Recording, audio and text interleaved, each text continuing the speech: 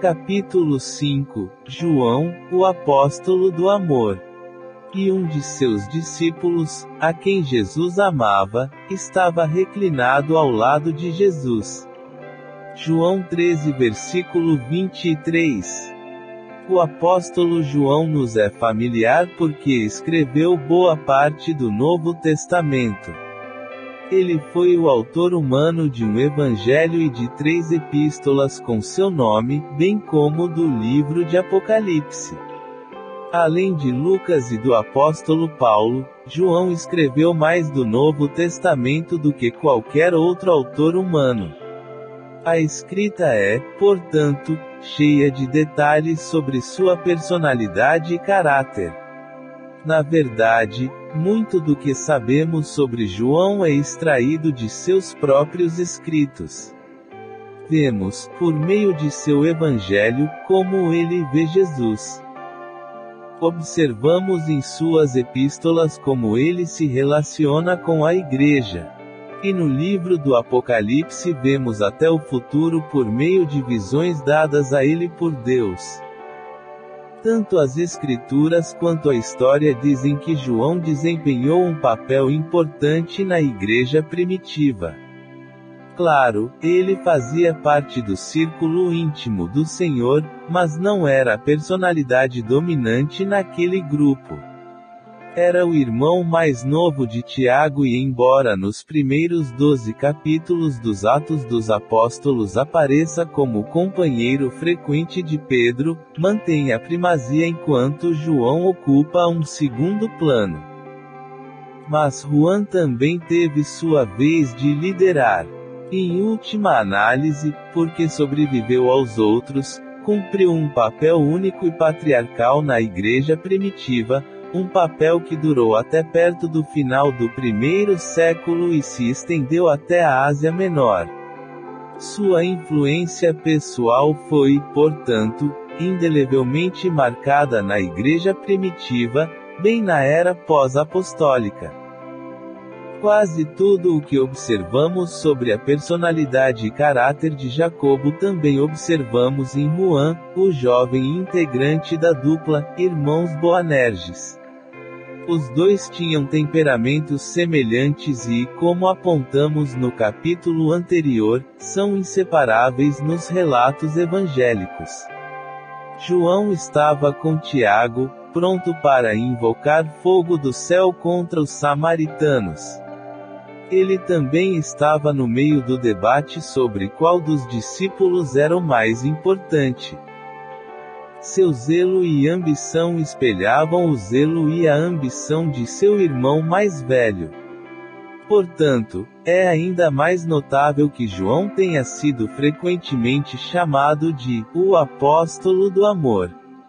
Sem dúvida, ele escreveu mais do que qualquer outro no Novo Testamento sobre a importância do amor, colocando ênfase especial no amor cristão por Cristo, no amor de Cristo por sua igreja e no amor mútuo que deveria ser a marca distintiva do verdadeiro crentes. O tema do amor flui através de seus escritos. Mas o amor foi uma qualidade que João aprendeu de Cristo, não algo que brotou espontaneamente dele. Em sua juventude, ele era tão filho do trovão quanto Gênesis.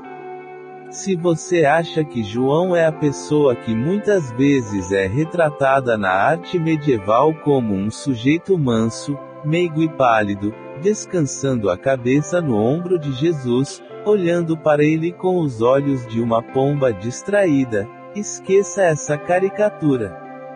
Porque João era duro e rude, como o resto dos discípulos dos pescadores. E, repito, era tão intolerante, ambicioso, ciumento e explosivo quanto o irmão mais velho. Na verdade, a única vez que os escritores dos evangelhos sinópticos o registram falando consigo mesmo, ele é visto como agressivo, superconfiante e com intolerância impertinente. Se você estudar os evangelhos de Mateus, Marcos e Lucas, notara que João é quase sempre mencionado em conexão com outra pessoa, com Jesus, com Pedro ou com Tiago. Apenas uma vez João aparece sozinho e fala. E foi quando ele confessou ao Senhor que havia repreendido um homem por expulsar demônios em nome de Jesus porque o homem não fazia parte do grupo de discípulos. Marcos 9 versículo 38. Examinaremos esse episódio mais adiante. Assim, fica claro pelos evangelhos que João era capaz de se comportar como o mais sectário, intolerante, hostil, imprudente e impetuoso dos homens. Ele era volátil, rude, agressivo, apaixonado, ciumento e pessoalmente ambicioso, como seu irmão Jacobo. Ambos foram cortados do mesmo pano. Mas João envelheceu bem. Sob o controle do Espírito Santo, todos os seus impedimentos se transformaram em vantagens. Compare o jovem discípulo com o velho patriarca e você verá que, à medida que amadureceram, suas esferas de grande fraqueza tornaram-se seus pontos mais fortes. Ele é um exemplo formidável do que pode acontecer conosco quando crescemos em Cristo, deixando que a força do Senhor se aperfeiçoe em nossa fraqueza. Quando pensamos no apóstolo João hoje, muitas vezes imaginamos um apóstolo idoso com um coração terno. Como o ancião e importante líder da igreja perto do final do primeiro século, ele era universalmente amado e respeitado por sua devoção a Cristo e seu grande amor pelos santos em todos os lugares. Justamente por isso ganhou o apelido de Apóstolo do Amor. Como veremos, porém, o amor não anulou a paixão de João pela verdade. Em vez disso, deu-lhe o equilíbrio de que precisava. Até o fim de sua vida manteve um amor profundo e permanente pela verdade de Deus e foi perseverante em anunciá-la até o fim. O zelo de João pela verdade moldou sua escrita. De todos os escritores do Novo Testamento, ele é o mais definido em seu pensamento. Pense e escreva em absolutos. Lide com fatos de patentes. Para ele tudo está determinado. Em seu ensino não há muitas áreas cinzentas porque ele tende a colocar as coisas em linguagem absoluta e antitética. Por exemplo, em seu evangelho, ele coloca a luz contra as trevas, a vida contra a morte, o reino de Deus contra o reino do mal, os filhos de Deus contra os filhos de Satanás, o julgamento dos justos contra o julgamento dos ímpios, a ressurreição da vida contra a ressurreição da condenação, receber a Cristo contra a rejeição de Cristo, o fruto contra a esterilidade, a obediência contra a desobediência e o amor contra o ódio. Ele gosta de expor a verdade em absolutos e opostos. Ele entende a necessidade de traçar uma linha clara. A mesma abordagem é vista em suas epístolas. Diz-nos que andamos na luz ou habitamos nas trevas. Se nascemos de Deus, não pecamos. Na verdade, não podemos pecar. Primeira carta de João 3 versículo 9. Ou somos de Deus, ou somos do mundo. Primeira carta de João 4 versículos 4 e 5. Se amamos, nascemos de Deus. Se não amamos, não nascemos de Deus. Versículos 7 e 8. João escreve: todo aquele que permanece nele não peca, todo aquele que peca não o viu nem o conheceu. Primeira carta de João 3 versículo 6. Diz todas essas coisas sem modificá-las e sem suavizar as linhas duras. Em sua segunda epístola, ele propõe uma separação completa e total de tudo o que é falso, quem se desvia, e não persevera na doutrina de Cristo, não tem Deus. Aquele que persevera na doutrina de Cristo tem o Pai e o Filho. Se alguém vier até você, e não trouxer esta doutrina, não o receba em casa, nem diga, bem-vindo. Porque aquele que diz, bem-vindo, participar de suas más ações, versículos 9 a 11.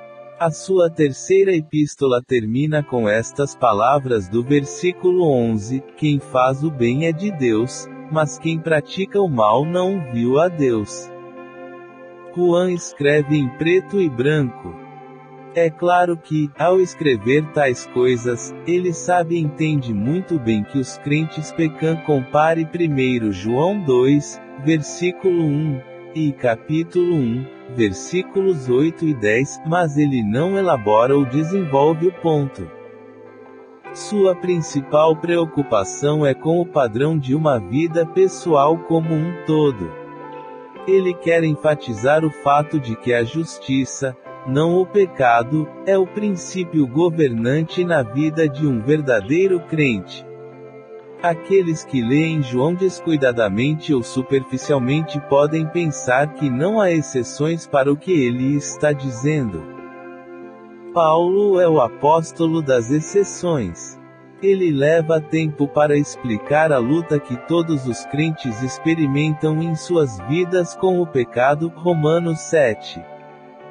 Embora Paulo também afirme que aqueles que são nascidos de Deus não continuam no pecado habitual como estilo de vida, Romanos 6, versículos 6 e 7, ele reconhece, no entanto, que devemos continuar a guerrear com o que resta de pecado em nossos membros, resistindo às tendências da nossa carne, deixando o velho homem e vivendo no novo, e assim por diante. Lendo João, pode-se pensar que a justiça vem tão fácil e naturalmente para o cristão que cada falha pode ser suficiente para destruir completamente nossa segurança. É por isso que, quando leio muito João, às vezes preciso voltar às epístolas de Paulo para encontrar algum descanso. É claro que ambas as epístolas de Paulo e João são escritos inspirados e ambas as ênfases são necessárias. As exceções de que Paulo trata não anulam as verdades apresentadas de forma tão definitiva por João. E as declarações implacavelmente inequívocas de João não diminuem as cuidadosas condições de Paulo. Ambos são aspectos necessários da verdade revelada de Deus. Mas a forma como Juan escreveu é um reflexo de sua personalidade. Sua paixão era a verdade, e ele trabalhou duro para não parecer ambígua. Ele falou em preto e branco, em absolutos, em termos inequívocos e não desperdiçou tinta colorindo as áreas cinzentas. Ele estabeleceu as regras sem mencionar todas as exceções. O próprio Jesus frequentemente também falava em termos absolutos, sugerindo que João aprendeu seu estilo de ensino com o Senhor. Embora Juan sempre escrevesse em tom caloroso, pessoal e pastoral, o que ele escrevia nem sempre deixava seus leitores à vontade. No entanto, sempre reflete suas profundas convicções e sua absoluta devoção à verdade. Provavelmente é justo dizer que uma das tendências perigosas para um homem com a personalidade de João é que ele pode ter uma inclinação natural para levar as coisas ao extremo, e, sem dúvida, parece que em sua juventude ele era um pouco extremista. Ele parecia carecer de um senso de equilíbrio espiritual. Seu zelo, seu sectarismo, sua intolerância e sua ambição egoísta eram todos pecados de desequilíbrio. Eram todas virtudes potenciais que foram levadas ao extremo. É por isso que às vezes os pontos mais fortes de seu caráter causaram ironicamente suas falhas mais proeminentes. Pedro e Jacobo tinham uma tendência semelhante de transformar suas grandes qualidades em fraquezas. Frequentemente, suas melhores características se tornaram seus obstáculos. De vez em quando, todos nós somos vítimas desse princípio. É um dos efeitos da depravação humana. Mesmo nossas melhores características, corrompidas pelo pecado, tornam-se uma ocasião de tropeço. É lindo ter um grande respeito pela verdade, mas o zelo pela verdade deve ser contrabalançado pelo amor pelas pessoas, ou pode levar a uma tendência a julgar, ser duro e sem compaixão. É bom ser trabalhador e ambicioso, mas se a ambição não for equilibrada com a humildade, torna-se um orgulho pecaminoso, promovendo-se às custas dos outros. A confiança também é uma bela virtude, mas quando a confiança se torna uma autoconfiança pecaminosa, tornamo-nos espiritualmente presunçosos e descuidados. Fica claro que não há nada inerentemente errado em ser zeloso pela verdade, desejar ter sucesso ou ter um sentimento de confiança. Todas são virtudes legítimas. Mas mesmo uma virtude desequilibrada pode se tornar um impedimento para a saúde espiritual, assim como a verdade desequilibrada pode levar a erros graves. Uma pessoa desequilibrada é instável. A falta de equilíbrio no caráter de uma pessoa é uma forma de intemperança, é falta de autocontrole, e isso é um pecado em si. É por isso que é muito perigoso levar ao extremo qualquer ponto de verdade e qualquer qualidade de caráter. Isso é o que vemos na vida de João, o discípulo mais jovem. Em várias ocasiões, ele se comportou como um extremista, um fanático intolerante e um homem violento e imprudente que egoisticamente comprometeu sua própria percepção estreita da verdade. Em seus primeiros anos, ele era o candidato mais improvável para ser lembrado como o apóstolo do amor. Mas 3 anos com Jesus começaram a transformar um fanático egocêntrico em um homem maduro e equilibrado. 3 anos com Jesus mudaram esse filho do trovão até se tornar um apóstolo do amor. Onde ele estava mais desequilibrado, Jesus o equilibrou e, no processo, João foi transformado de um fanático de cabeça quente em um ancião piedoso e de coração terno na igreja primitiva. Ele aprendeu o equilíbrio entre o amor e a verdade. João parece ter se rendido à verdade muito cedo em sua vida. Desde o início o vemos como um homem espiritualmente consciente que procurou conhecer e seguir a verdade. Quando o encontramos pela primeira vez, João 1 versículos 35 a 37, ele e André eram discípulos de João Batista. Mas, como André, João sem hesitar começou a seguir Jesus assim que João Batista o apontou como o verdadeiro Messias. Não é que eles tenham falhado ou sido desleais a João Batista, pois ele mesmo havia dito, é necessário que ele cresça, mas que eu diminua, João 3 versículo 30.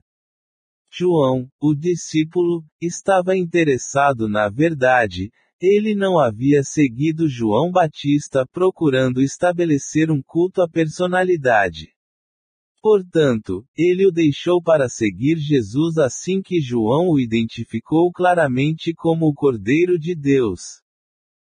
O amor de João pela verdade é evidente em todos os seus escritos.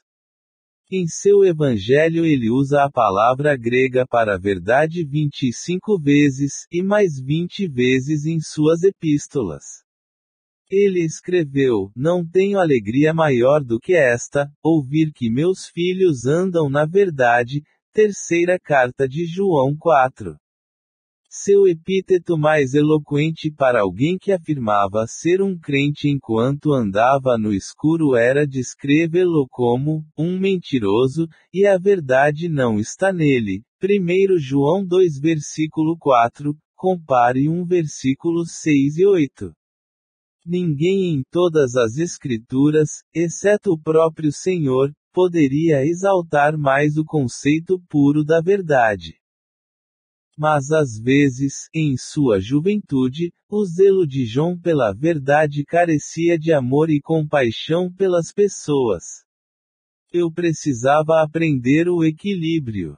O incidente em Marcos 9, onde João proíbe um homem de expulsar demônios em nome de Jesus, é uma boa ilustração disso. Novamente, este é o único lugar nos evangelhos sinópticos onde João age e fala consigo mesmo, revelando uma importante faceta de seu caráter. Vemos aqui um raro aspecto de João sem Tiago e sem Pedro, falando por si mesmo. Este é o verdadeiro João. Este mesmo incidente está registrado em Lucas 9, pouco antes de Lucas relatar o episódio na aldeia dos samaritanos, quando Tiago e João quiseram fazer descer fogo do céu. A semelhança das duas ocasiões é impressionante. Em ambos os casos, Juan exibe intolerância abominável, elitismo e falta de amor genuíno pelas pessoas. No incidente com os samaritanos, Tiago e João mostraram falta de amor pelos não salvos. Aqui, João é culpado de um tipo semelhante de espírito desamoroso para com um irmão crente. Ele proibiu o homem de ministrar em nome de Jesus, porque ele não nos seguiu, Marcos 9 versículo 38, porque ele não era oficialmente um membro do grupo. O incidente ocorreu logo após a transfiguração de Jesus. Aquela experiência gloriosa no topo da montanha, testemunhada apenas pelos três do círculo interno Pedro, Tiago e João realmente define o contexto para o que acontece mais adiante no mesmo capítulo. Como sempre, é vital que entendamos o contexto. Em Marcos 9, versículo 1, Jesus diz a seus discípulos: em verdade vos digo, alguns dos que estão aqui não provaram a morte até que vejam o reino de Deus chegar com poder. Claro, isso deve ter soado aos discípulos como uma promessa de que o reino milenar viria enquanto eles estivessem vivos. E ainda hoje, mais de 1900 anos após a morte do último discípulo, continuamos esperando o estabelecimento do reino milenar na Terra. Qual foi, então, a promessa de Jesus? O que aconteceu imediatamente depois responde claramente a essa pergunta. Jesus estava prometendo a eles uma amostra das atrações que viriam. 3 deles teriam o privilégio de ver uma brilhante prévia da glória divina. Eles vislumbrariam a glória e o poder do reino vindouro. Isso foi menos de uma semana depois que Jesus prometeu que alguns deles veriam o reino, presente com poder. 6 dias depois, Jesus tomou consigo Pedro, Tiago e João, e os conduziu a um alto monte à parte, e foi transfigurado diante deles. Versículo 2.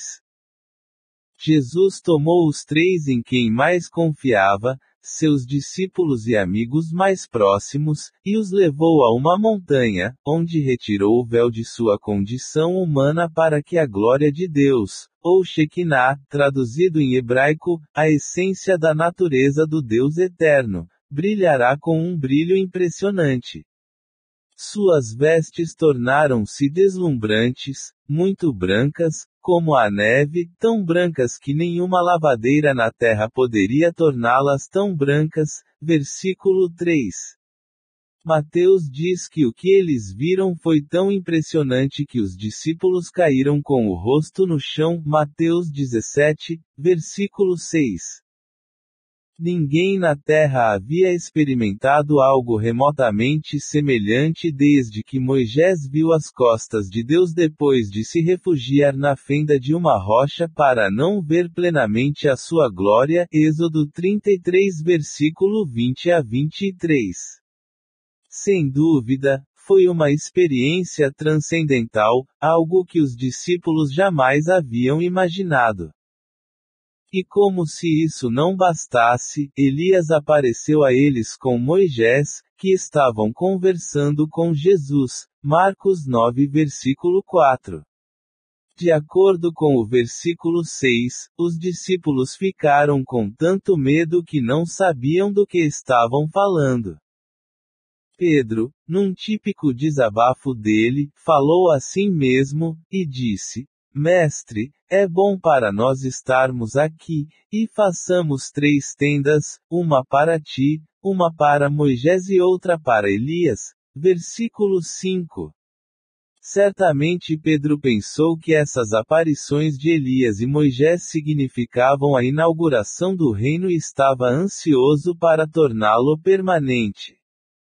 Ele também parece ter pensado erroneamente que os 3 constituíam um triunvirato de iguais, sem perceber que Cristo era aquele a quem Moisés e Elias haviam escolhido, tornando-o superior a eles. Portanto, naquele preciso momento, enquanto ainda falava, Mateus 17 versículo 5, veio uma nuvem que os cobriu, e da nuvem uma voz disse: Este é o meu filho amado, ouçam-no. Marcos 9 versículo 7. Essas foram praticamente as mesmas palavras que desceram do céu quando Jesus foi batizado. Marcos 1 versículo 11. Esta foi uma experiência maravilhosa para Pedro, Jacobo e Juan. Eles estavam recebendo um privilégio único, algo sem paralelo na crônica da história da redenção. Mas o versículo 9 de Marcos 9 diz: E, descendo eles do monte, ordenou-lhes Jesus que a ninguém contassem o que tinham visto, senão quando o Filho do Homem ressuscitasse dentre os mortos. Você pode imaginar o quão difícil deve ter sido para eles. Eles testemunharam a coisa mais incrível que alguém poderia ter visto, mas não tinham permissão para compartilhar com ninguém. Sem dúvida, era uma restrição formidável. Afinal, os discípulos, e esses 3 em particular, estavam constantemente discutindo sobre qual deles era o maior. Parece que o assunto nunca esteve longe de seus pensamentos, e eles estão prestes a dar evidência disso apenas alguns versículos depois na narrativa de Marcos. Portanto, deve ter sido extremamente difícil para eles não serem capazes de usar essa experiência como argumento para seus próprios casos. Possivelmente descendo da montanha, teriam querido dizer aos outros discípulos: Quereis saber o que vimos? Estávamos lá na montanha quando você pode imaginar quem apareceu para nós. Ninguém menos que Elias e Moisés. Ele teve um vislumbre do reino. Eles tinham visto coisas que nunca poderiam ser vistas ou conhecidas por ninguém. Eles tiveram uma vivida antecipação da glória por vir. Como deve ter sido difícil guardar essa experiência para si mesmos. Parece ter alimentado o debate sobre qual era o maior. Mais adiante no mesmo capítulo, Marcos diz que eles foram para Cafarnaum. E quando ele estava em casa, perguntou-lhes: O que vocês estavam discutindo entre vocês pelo caminho? Marcos 9 versículo 33. Jesus não fez a pergunta porque precisava da informação, eu esperava uma confissão. Ele sabia exatamente sobre o que eles estavam falando. Mas eles ficaram constrangidos. Então eles calam a boca, pois pelo caminho haviam discutido entre si sobre quem seria o maior. Versículo 34.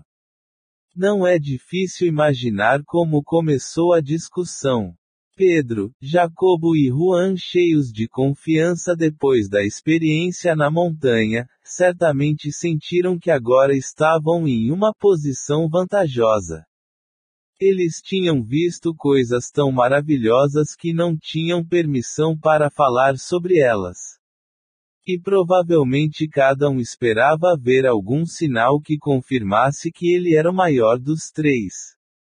Talvez eles estivessem discutindo sobre coisas como quem estava mais próximo de Jesus quando o Senhor foi transfigurado, lembrando a Pedro que ele havia sido repreendido por uma voz do céu e assim por diante. Mas quando Jesus perguntou a eles o que eles estavam discutindo, eles imediatamente ficaram em silêncio. Eles sabiam que tinham feito mal ao discutir tais coisas. Obviamente, sua consciência os estava incomodando. É por isso que eles não podiam admitir o que estavam falando. É claro que Jesus sabia disso e aproveitou a oportunidade para ensiná-los novamente. Então ele se sentou e chamou os 12, e disse-lhes: se alguém quiser ser o primeiro, será o último de todos e o servo de todos. E tomou um menino, e o pôs no meio deles, e tomando nos braços, disse-lhes: quem recebe uma criança como esta em meu nome, a mim me recebe, e quem me recebe não me recebe, mas aquele que me enviou. Versículos 35 a 37. Eles entenderam o assunto ao contrário. Se quisessem ser os primeiros no reino, precisavam ser servos. Se eles realmente queriam ser grandes, precisavam ser como uma criança. Ao invés de discutir e brigar entre si, ao invés de querer se impor aos outros, ao invés de se rejeitar e se exaltar, eles precisavam assumir o papel de servos. Essa foi uma lição sobre o amor. O amor não inveja, o amor não se vangloria, não se ensoberbece, não faz mal, não busca os seus interesses. Primeira carta aos Coríntios 13 versículos 4 e 5. O amor se manifesta servindo aos outros, não dominando uns aos outros. Isso aparentemente atingiu o coração de João. Foi uma repreensão séria e Juan obviamente entendeu a mensagem. É aqui que encontramos a única vez que João fala nos evangelhos sinópticos. João respondeu-lhe dizendo: Mestre, vimos alguém expulsar demônios em teu nome, mas ele não nos segue, e nós o proibimos, porque ele não nos seguiu. Marcos 9 versículo 38. Isso é sectarismo. Repreender alguém por ministrar em nome de Jesus só porque não pertencia ao grupo. Isso mostra a intolerância de João, filho do trovão. Isso nada mais era do que mesquinhez, ambição, o desejo de ter o privilégio sozinho e não compartilhá-lo com mais ninguém, características que muitas vezes caracterizam João em sua juventude. Aqui vemos claramente que João não era uma pessoa passiva. Ele era agressivo e competitivo. Ele condenou um homem que estava ministrando em nome de Jesus só porque o homem não fazia parte do grupo.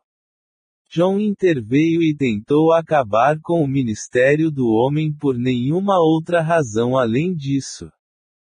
Estou inclinado a acreditar que Juan fez essa confissão porque estava arrependido. Acho que o ferrão da censura de Jesus o feriu, e ele disse essas palavras como um penitente. Algo em Juan começou a mudar e ele começou a ver sua própria falta de amor como algo indesejável. O fato de ele ter feito essa confissão indicava a transformação que estava ocorrendo dentro dele. Sua consciência o incomodava. Estava começando a ficar fofo. Ele sempre foi zeloso e apaixonado pela verdade, mas agora o Senhor o estava ensinando a amar. Este é um momento crucial em sua vida e em sua maneira de pensar. Eu estava começando a entender o equilíbrio necessário entre amor e verdade. O reino precisa de homens com coragem, ambição, energia, paixão, firmeza e zelo pela verdade. A propósito, John tinha todas essas coisas. Mas para atingir todo o seu potencial, ela precisava equilibrar essas coisas com amor. Acho que esse episódio foi uma censura decisiva que começou a movê-lo para frente até se tornar o apóstolo do amor que finalmente foi. Juan sempre foi dedicado à verdade e claro que não há nada de errado nisso, mas não é o suficiente. O zelo pela verdade deve ser contrabalançado pelo amor às pessoas. Verdade sem amor carece de bondade, é brutalidade. Por outro lado, o amor sem verdade não tem caráter, é apenas hipocrisia. Muitas pessoas estão tão desequilibradas quanto John estava, só que na outra direção. Eles colocam muita ênfase no fulcro sobre o qual gira o amor. Alguns são meramente ignorantes, outros são enganados, e até mesmo outros simplesmente não estão interessados no que é a verdade.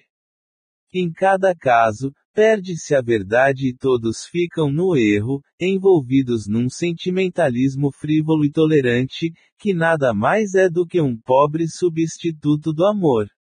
Eles falam muito sobre amor e tolerância, mas não têm nenhuma preocupação com a verdade.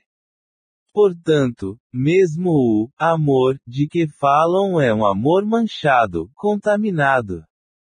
O verdadeiro amor não se alegra com a injustiça, mas se alegra com a verdade. 1 Carta aos Coríntios 13 versículo 6. Por outro lado, há muitos que têm a teologia correta, conhecem a doutrina, mas carecem de amor e são arrogantes. Para eles, a verdade consiste em fatos frios, rígidos e pouco atraentes. Sua falta de amor paralisa o poder da verdade que professam reverenciar. A pessoa verdadeiramente piedosa deve cultivar ambas as virtudes em proporções iguais. Se você deseja algo em sua santificação, deseje isto. Se você está procurando algo no reino espiritual, procure um equilíbrio perfeito entre verdade e amor. Conheça a verdade e apoie-a com amor. Em Efésios 4, o apóstolo Paulo descreve esse equilíbrio entre verdade e amor como o pináculo da maturidade espiritual. Ele escreve sobre a medida da estatura da plenitude de Cristo, versículo 13. Ele está falando de plena maturidade, de perfeita semelhança com Cristo. Assim exemplifica a meta para a qual devemos caminhar, para que, seguindo a verdade no amor, cresçamos em tudo naquele que é a cabeça, isto é, Cristo. V. 15. Isso é o que significa compartilhar a semelhança de Cristo. Ele é a expressão perfeita da verdade e a expressão perfeita do amor. Ele é o nosso modelo. Manifestar tanto a verdade quanto o amor só é possível no crente maduro que cresceu até a medida da estatura que pertence à plenitude de Cristo. É assim que se define a verdadeira maturidade espiritual. A pessoa que é autenticamente semelhante a Cristo conhece a verdade e a fala com amor. Conheça a verdade como Cristo a revelou e ame como Cristo ama. Como apóstolo maduro, João aprendeu bem a lição. Sua curta segunda epístola oferece uma prova vivida de quão bem ele equilibrou as virtudes gêmeas da verdade e do amor. Ao longo dessa epístola, João repetidamente une os conceitos de amor e verdade. Ele escreve: "A senhora eleita e a seus filhos, a quem eu realmente amo", versículo 1. Ele diz: "Muito me alegrei porque encontrei alguns de seus filhos andando na verdade", versículo 4, e então passa a primeira metade da epístola encorajando-os a andar em amor. Recorda-lhes o novo mandamento, que certamente não é realmente novo, mas reafirma o mandamento que ouvimos desde o início, que nos amemos uns aos outros. V. 5. Assim, a primeira metade desta curta epístola é sobre o amor. Incentive esta mulher e seus filhos não apenas a andar na verdade, mas também a lembrar que a essência e a substância da lei de Deus é o amor. Não há, portanto, verdade maior do que o amor. Os dois são inseparáveis. Afinal, o primeiro grande mandamento é este: amarás o Senhor teu Deus de todo o teu coração, e de toda a tua alma, e de todo o teu entendimento. Mateus 22 versículo 37. E a segunda é semelhante: amarás o teu próximo como a ti mesmo. Versículo 39. Em outras palavras, em última análise, o amor é a verdade real. Mas João equilibra essa ênfase no amor na segunda metade da epístola, exortando essa mulher a não comprometer seu amor ao receber e abençoar falsos mestres que minam a verdade. O amor genuíno não é um sentimento doce que negligencia a verdade e tudo tolera, porque já muitos enganadores saíram pelo mundo, os quais não confessam que Jesus Cristo veio em carne. Quem faz isso é o mentiroso e o anticristo. Cuidai de vós mesmos, para que não percais o fruto do vosso trabalho, mas recebais plena recompensa. Quem se desvia, e não persevera na doutrina de Cristo, não tem Deus. Aquele que persevera na doutrina de Cristo tem o Pai e o Filho. Se alguém vier até você, e não trouxer esta doutrina, não o receba em casa, nem diga, bem-vindo. Porque aquele que diz, bem-vindo, participa de suas más obras. Versículos 7 a 11. Juan já não pede que desça fogo do céu contra os inimigos da verdade, mas adverte esta senhora para também não ir ao outro extremo. Você não deve abrir sua casa, nem mesmo emitir uma bênção verbal, para aqueles que ganham a vida enganando e se opondo à verdade. É claro que o apóstolo não está recomendando que essa mulher maltrate ou seja rude com os outros. Somos instruídos a fazer o bem àqueles que nos odeiam, amar aqueles que nos odeiam, abençoar aqueles que nos amaldiçoam e orar por aqueles que nos maltratam. Lucas 6, versículos 27 e 28. Mas que nossa bênção para nossos inimigos não vem para encorajar e ajudar falsos mestres que corrompem o Evangelho. Amor e verdade devem ser mantidos em perfeito equilíbrio. A verdade nunca deve ser abandonada em nome do amor.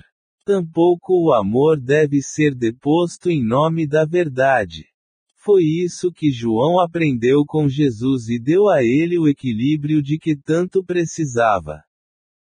Ele aprendeu o equilíbrio entre ambição e humildade. Em sua juventude, Juan tinha planos ambiciosos para si mesmo. Não é inerentemente errado aspirar a ter influência ou desejar o sucesso. Mas é ruim ter motivos egoístas, como João aparentemente teve. E é especialmente errado ser ambicioso sem ser também humilde. Aqui está outro equilíbrio importante que deve ser atacado, ou seja, a virtude que se torna um vício. Ambição sem humildade é egoísmo ou mesmo delírios de grandeza. Em Marcos 10, capítulo depois del incidente donde Juan censura a hombre que estava ministrando em el nombre de Jesus, encontramos la descripción de Marcos de como Jacobo y Juan se acercaram a Jesus com sus solicitudes de sentar-se a sua direita e a sua esquerda em o reino. Ironicamente, Jesus tinha acabado de reiterar a importância da humildade. Em Marcos 10, versículo 31, Jesus lhes diz: muitos primeiros serão últimos, e os últimos serão primeiros. Lembre-se, esta foi praticamente a mesma declaração que motivou a confissão de João em Marcos 9. Lá, Jesus pegou uma criança e a colocou no meio deles como uma lição objetiva de humildade, dizendo: se alguém quiser ser o primeiro, será o último de todos e o servo de todos. Marcos 9 versículo 35. Jesus estava simplesmente reiterando a mesma lição que ele havia ensinado repetidamente sobre humildade. No entanto, apenas alguns versículos depois, capítulo 10, versículos 35 a 37, Marcos diz que Tiago e João vieram a Jesus com o infeliz pedido dos tronos de preferência. Em nosso estudo sobre o apóstolo Tiago, examinamos o relato de Mateus sobre esse incidente e descobrimos que Tiago e João realmente contaram com o apoio de sua mãe para interceder por eles. Aqui descobrimos que eles buscavam secretamente esse favor, porque os outros discípulos descobriram isso após a apresentação do próprio pedido, versículo 41. Na sequência das muitas admoestações que Jesus fazia sobre a humildade, o pedido destes irmãos apresenta-se como uma audácia surpreendente. Revela a tremenda falta de verdadeira humildade neles. Dizemos novamente que não há nada de errado com a ambição. Na verdade, não havia nada inerentemente errado com o desejo de Tiago e João de se sentar ao lado de Jesus no reino. Quem não gostaria do mesmo? Certamente os outros discípulos também queriam, e é por isso que eles estavam chateados com Tiago e João. Jesus não os repreendeu por esse desejo em si. Seu erro foi querer obter a posição em vez de querer ser digno dela. Sua ambição não era temperada pela humildade. E Jesus repetidamente deixou claro que as posições mais altas no reino são reservadas para os santos mais humildes da terra. Observe sua resposta nos versículos 42 e 45, mas Jesus, chamando-os, disse-lhes: bem sabeis que os que são tidos como governantes das nações dominam sobre elas, e os seus grandes exercem poder sobre elas. Mas entre vós não será assim, mas quem quiser tornar-se grande entre vós será vosso servo, e quem quiser ser o primeiro entre vós será servo de todos. Porque o Filho do Homem não veio para ser servido, mas para servir e dar a sua vida em resgate por muitos. Quem quer ser grande deve primeiro aprender a ser humilde. O próprio Jesus foi a perfeição da verdadeira humildade. Além disso, seu reino é exercido por serviço humilde, não por política, status, poder ou domínio. Este foi o ponto de Jesus quando ele colocou a criança no meio dos discípulos e disse-lhes que o verdadeiro crente tinha que ser como uma criança. Em outra ocasião, ele também lhes disse: quem se exaltar será humilhado, e quem se humilha será exaltado, é o que 18, versículo 14. Ainda antes disso, ele lhes havia dito: quando você for convidado por alguém para casamentos, não se sente em primeiro lugar, para que alguém mais distinto do que você seja convidado por ele, e aquele que o convidou e aquele que vier, diga, dê lugar a este, e então você começa com vergonha de ocupar o último lugar. Mas, quando fores convidado, vai sentar-te no último lugar, para que, quando vier aquele que te convidou, te diga, amigo, sobe mais alto, então terás glória diante dos que se sentam contigo à mesa. Pois quem se exalta será humilhado, e quem se humilhar será exaltado. Lucas 14 versículos 8 a 11. Uma e outra vez, Jesus enfatizou esta verdade: se queres ser grande no reino, terás de ser servo de todos. É admirável quão um pouco esta verdade penetrou na consciência dos discípulos, mesmo depois de terem estado com Jesus por 3 anos. E na última noite de seu ministério terreno, nenhum deles teve a humildade de pegar a toalha e uma bacia, e exercer a função de servo. João 13 versículos 1 a 17. Então o próprio Jesus fez isso.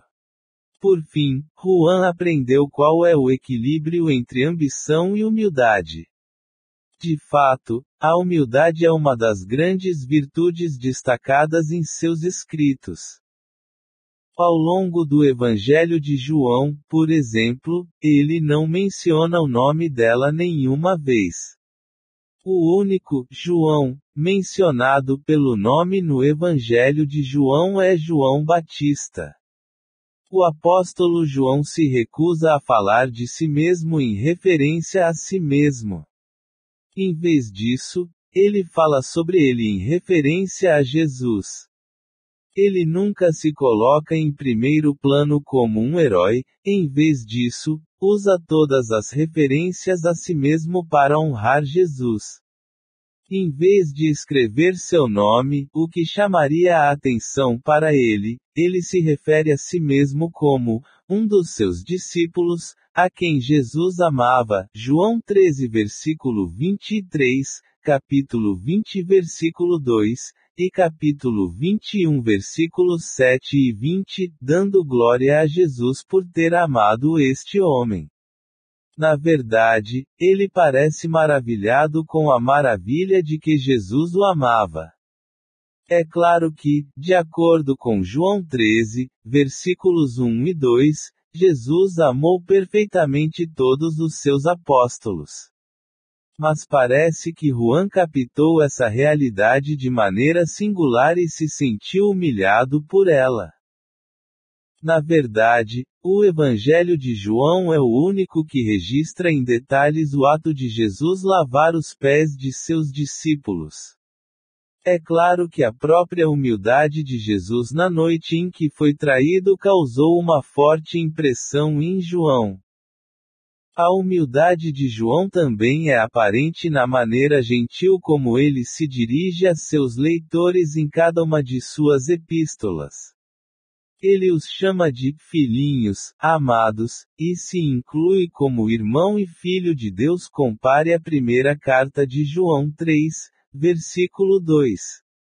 A ternura e compaixão nessas expressões que mostram sua humildade. Sua última contribuição para o cânon foi o livro de Apocalipse, onde ele é descrito como seu irmão e seu parceiro na tribulação, no reino e na paciência de Jesus Cristo. Apocalipse 1 versículo 9. Embora ele fosse o último dos apóstolos vivos e o patriarca da Igreja, nunca o encontramos dominando os outros. Em algum momento de sua vida, a ambição de Juan encontrou seu equilíbrio na humildade. Tornou-se mais terno, embora continuasse corajoso, confiante, determinado e apaixonado. Ele aprendeu o equilíbrio entre sofrimento e glória. Como vimos, em seus primeiros anos, o apóstolo João tinha sede de glória e aversão ao sofrimento. Sua sede de glória pode ser vista em seu desejo de ocupar o trono principal. Sua aversão ao sofrimento pode ser vista no fato de que ele e os outros apóstolos abandonaram Jesus e fugiram na noite de sua prisão. Marcos 14, versículo 20. Ambos os desejos são perfeitamente compreensíveis. Afinal, João tinha visto a glória de Jesus no Monte da Transfiguração e valorizou a promessa de Jesus de que ele compartilharia dessa glória, Mateus 7:28 da noite-29. Como ele poderia não desejar tal bênção? Por outro lado, apenas uma pessoa insanamente doente gosta de sofrer. Não havia nada inerentemente pecaminoso no desejo de João de participar da glória do reino eterno de Jesus. Cristo havia prometido a ele um trono e uma herança na glória. Além disso, tenho a convicção de que, quando finalmente virmos toda a glória de Cristo, seremos capazes de entender por que a glória de Cristo é a maior recompensa de todas no céu. Um vislumbre de Jesus na plenitude de sua glória será maior do que todas as dores, aflições e sofrimentos que suportamos na terra. Compare o Salmo 17, versículo 15, e 1 João 3, versículo 2. Portanto, a participação na glória de Cristo é um desejo digno de todo filho de Deus. Mas, se quisermos participar da glória celestial, também devemos estar dispostos a participar do sofrimento terreno. Este era o desejo de Paulo. Para conhecê-lo, e o poder da sua ressurreição, e a comunhão dos seus sofrimentos, tornando-me semelhante a ele na sua morte. Filipenses 3, versículo 10. Paulo não estava dizendo que tinha um desejo masoquista de dor, ele estava simplesmente reconhecendo que a glória e o sofrimento são inseparáveis. Aqueles que desejam a recompensa da glória devem estar dispostos a suportar o sofrimento. O preço da glória é o sofrimento. Somos herdeiros de Deus e co-herdeiros de Cristo, se com ele padecemos, para que juntamente com ele sejamos glorificados. Romanos 8, versículo 17. Jesus ensinou esse princípio repetidas vezes. Se alguém quer vir após mim, negue-se a si mesmo, tome a sua cruz e siga-me. Porque todo aquele que quiser salvar a sua vida vai perdê-la, e todo aquele que perder a vida por minha causa, achá-la-á. Mateus 16, versículos 24 e 25. Se o grão de trigo não cair na terra e morrer, fica só, mas se morrer, dá muito fruto. Quem ama a sua vida a perderá, e quem odeia a sua vida neste mundo a conservará para a vida eterna. João 12, versículo 24 a 25. O sofrimento é o prelúdio da glória. Nosso sofrimento como crentes é a segurança da glória que há de vir. Primeira carta de Pedro 1, versículos 6 e 7. As aflições do tempo presente não são comparáveis com a glória que há de ser revelada em nós. Romanos 8, versículo 18. Enquanto isso, aqueles que almejam a glória devem equilibrar esse desejo com a disposição de sofrer. Todos os discípulos precisavam aprender isso. Lembre-se, todos queriam os assentos principais na glória. Mas Jesus disse que esses assentos tinham um preço. Eles não são apenas reservados para os humildes, mas aqueles que ocupam esses assentos devem primeiro se preparar para tal honra, suportando a humilhação do sofrimento. É por isso que Jesus disse a Tiago e João que antes de receber qualquer trono, eles teriam que beber do cálice que eu bebo e ser batizados com o batismo com que eu sou batizado. Marcos 10, versículo 38. Com que rapidez e ingenuidade Tiago e João asseguraram ao Senhor que estavam dispostos a beber do cálice que ele beberia e seria batizado com um batismo de sofrimento. Eles disseram, podemos, versículo 39. Na época, eles não tinham ideia das implicações dessa resposta. Eles eram como Pedro, gabando-se de que poderiam seguir Jesus até a morte, mas quando se apresentou a oportunidade de provar isso, todos o abandonaram e fugiram. Felizmente, Jesus não considerou esse fracasso como algo definitivo. Os 11 discípulos fugiram na noite da traição e prisão de Jesus. Mas cada um deles voltou, e cada um deles finalmente aprendeu a sofrer voluntariamente pelo nome de Cristo. Na verdade, todos eles, exceto João, sofreram e finalmente morreram pela fé. Um a um, eles sofreram o martírio ainda na flor da idade. João foi o único discípulo que viveu até uma idade avançada. Mas ele também sofreu de maneiras que os outros não sofreram. Muito tempo depois que os outros discípulos já estavam na glória, ele continuou a suportar angústia e perseguição terrena. João provavelmente começou a entender a amargura do cálice que teria de beber na noite da prisão de Jesus. Sabemos por seu relato do julgamento de Jesus que ele e Pedro seguiram Jesus até a casa do sumo sacerdote, João 18, versículo 15. Ali João viu Jesus sendo amarrado e espancado. Tanto quanto sabemos, João foi o único discípulo a testemunhar a crucificação de Jesus. Ele estava de pé perto da cruz, para que Jesus pudesse vê-lo. João 19, versículo 26. Ele provavelmente viu como os soldados romanos o pregaram na estaca.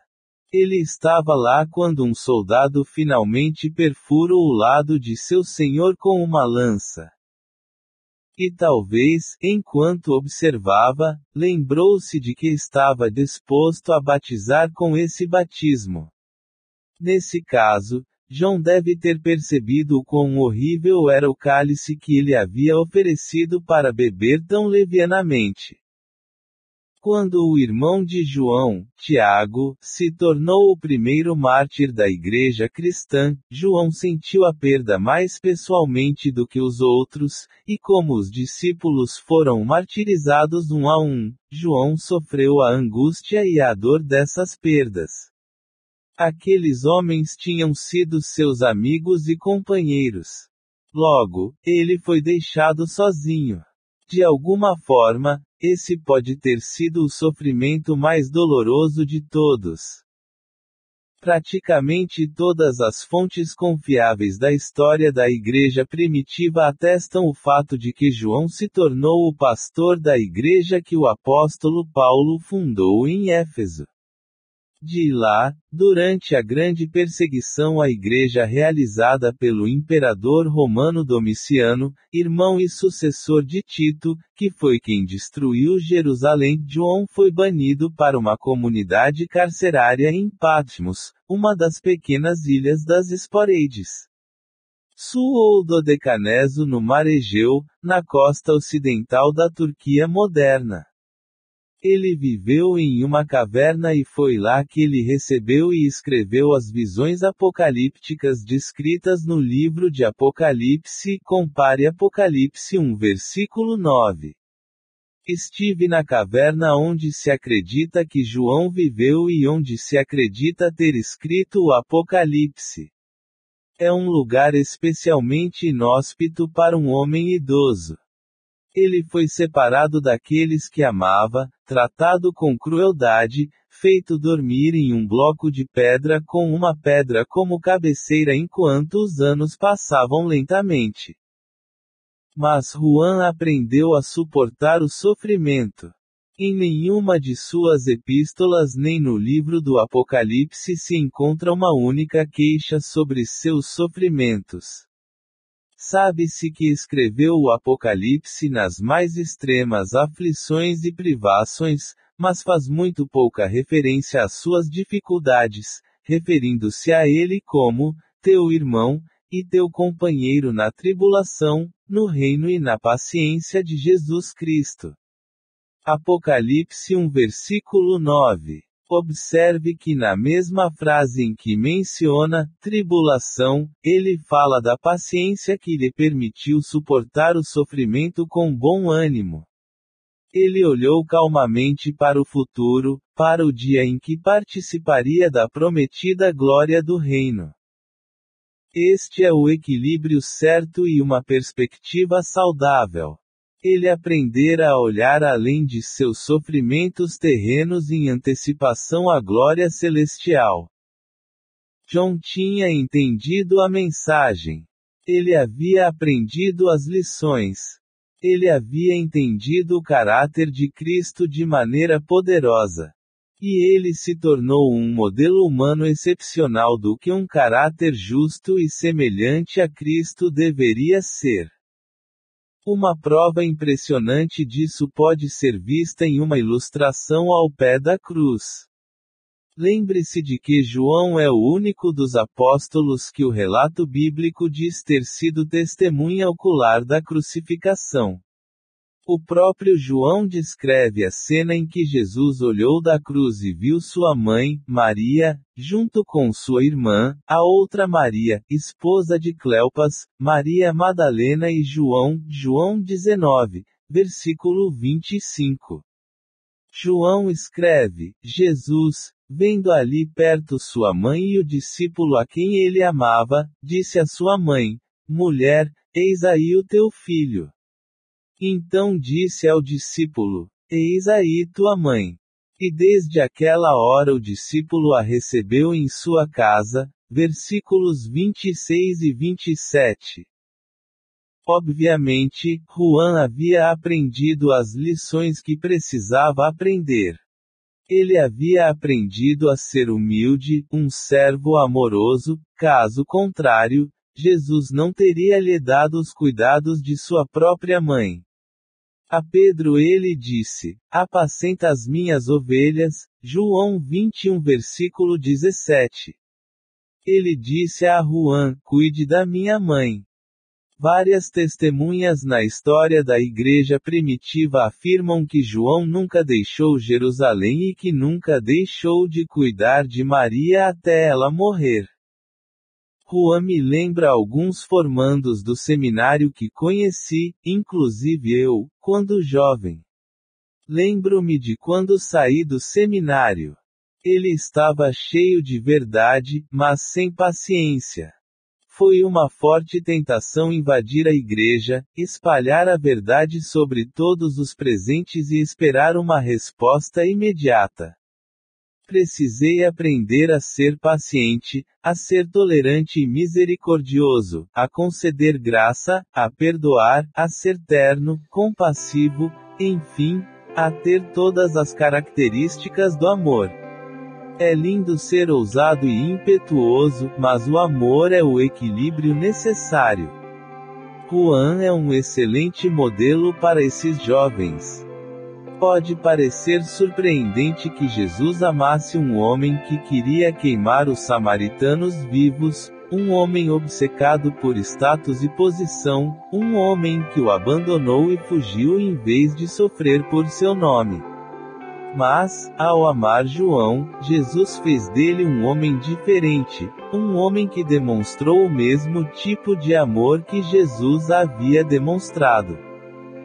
Mencionamos anteriormente que João usou a palavra verdade cerca de 45 vezes em seu evangelho e nas epístolas.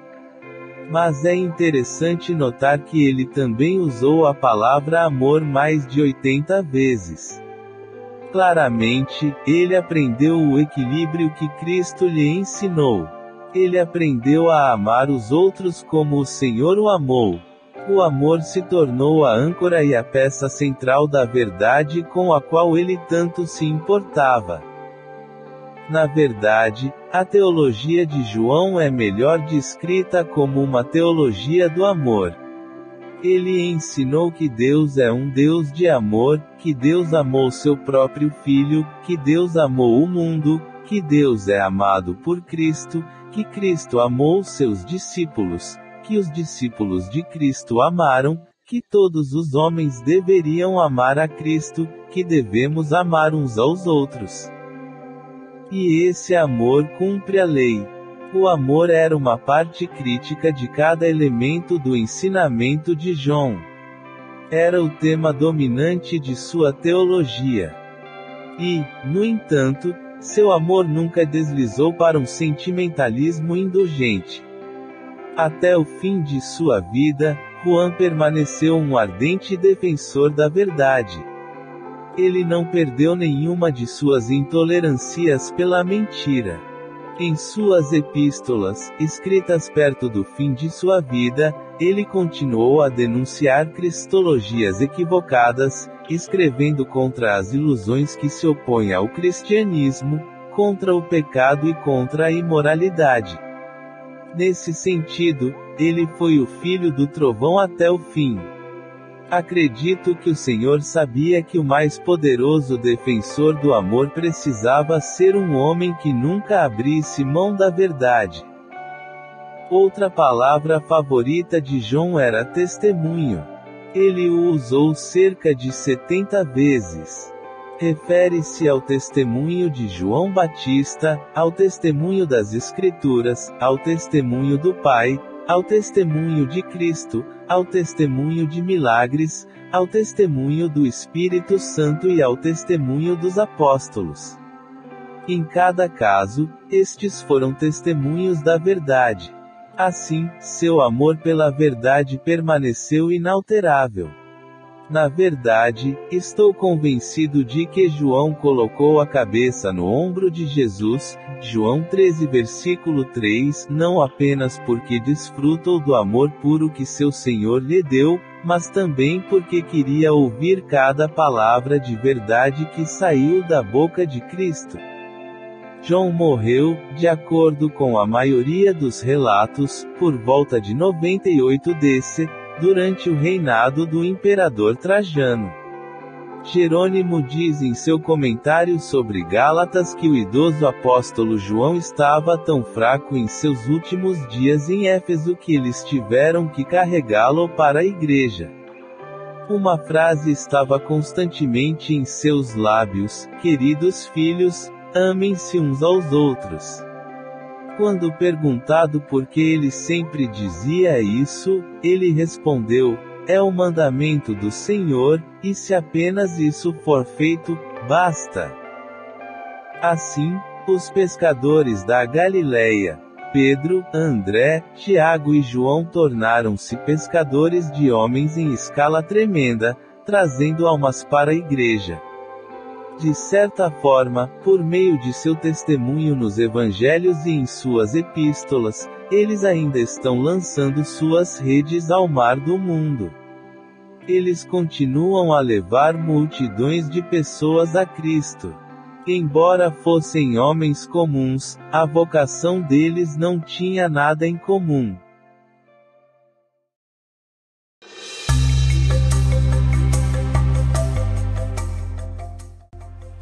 Caro amigo ouvinte, em nome da equipe, o Poliglota Cristão, damos as boas-vindas e estamos contentes que você goste deste canal criado e projetado para você, onde você pode ouvir as adaptações dos melhores títulos cristãos em seu idioma. Livros escritos por autores renomados no meio cristão, e inspirados na Palavra de Deus. Incentivamos você a se juntar a nós e aproveitar esta nova série de audiolivros intitulada 12 Homens Comuns, escrita pelo pastor John MacArthur. Autor deste e de outros títulos famosos. John MacArthur nasceu em Los Angeles, Califórnia, em 19 de junho de 1939, é um pastor e autor americano, conhecido por seu programa de rádio de ensino cristão distribuído internacionalmente, Grace to You. Ele é pastor e professor da Grace Community Church em Sun Valley, Califórnia, desde 9 de fevereiro de 1969 e atualmente também é o presidente do Masters College em Newhall, Califórnia, e do Teachers Seminary em Los Angeles.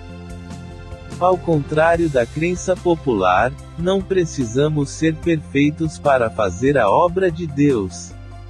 John MacArthur examina os 12 homens que Cristo escolheu como seus discípulos e nos ajuda a descobrir como podemos transformar nossas próprias imperfeições em ferramentas úteis para impactar os outros. Sem ir mais longe, as fraquezas dos 12 discípulos são preservadas para sempre através das páginas do Novo Testamento. Jesus escolheu pessoas comuns, como pescadores, cobradores de impostos, políticos fanáticos, e transformou suas fraquezas em pontos fortes, produzindo grandeza a partir da total inutilidade. MacArthur descreve os princípios do treinamento cuidadoso dos primeiros 12 discípulos, para discípulos modernos como você. Na próxima semana, convidamos você a nos acompanhar com novos capítulos desta série intitulada 12 Homens Comuns.